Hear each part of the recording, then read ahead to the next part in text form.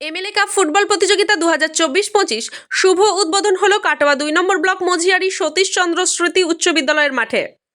MLA cup football প্রতিযোগিতা 2024-25 শুভ উদ্বোধন হলো কাটোয়া 2 নম্বর ব্লক মজিয়ারি সতীশচন্দ্র স্মৃতি উচ্চ বিদ্যালয়ের মাঠে।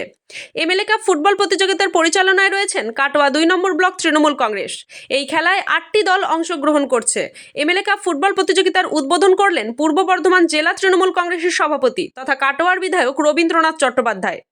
এছাড়াও এদিন উপস্থিত ছিলেন কাটোয়া 2 নম্বর পঞ্চায়েত সমিতির সভানেত্রী শুভ্রা বর্মন, কাটোয়া 2 নম্বর পঞ্চায়েত সমিতির সহসভাপতি রাজীব চ্যাটার্জি, কাটোয়া 2 নম্বর ব্লক তৃণমূল কংগ্রেসের সভাপতি পিন্টু মণ্ডল, পূর্ব বর্ধমান জেলা তৃণমূল কংগ্রেসের সাধারণ সম্পাদক বিশ্বনাথ সাহা, জেলা পরিষদের সদস্য নিতাই সুন্দর মুখার্জি, সাগর প্রধান, কাটোয়া 2 নম্বর পঞ্চায়েত সমিতির পূর্ত কর্মাধ্যক্ষ গৌতম ঘোষাল সহ আরও অন্যান্যরা। এই দিন প্রতিযোগিতা হয় উখড়া পূজারি কোচিং ক্যাম্প ও ওকরসা বন্ধু দলের মধ্যে।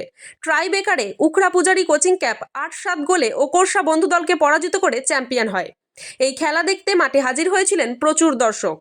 এলাকা মানুষদের কাছে কত বছর ধরে খেলাটা করছেন? আমরা 2015 সাল থেকে এমএলএ কাপ চালু করেছি কাটোয়া 2 নম্বর ব্লক তৃণমূল কংগ্রেসের উদ্যোগে। আমরা দেখেছি এই খেলা নিয়ে এলাকার মানুষের ভীষণ আগ্রহ। আমরা দেখি যে প্রত্যেকটা মাঠেই ওপেনিং থেকে একদম ফাইনাল পর্যন্ত প্রত্যেকটা মাঠে প্রচুর দর্শক এখানে সমবেত হয় এবং এই খেলাটাকে উপভোগ করে। আমরা খুব আনন্দিত যে আজকে আমাদের 2024 সালের খেলা উদ্বোধন হলো।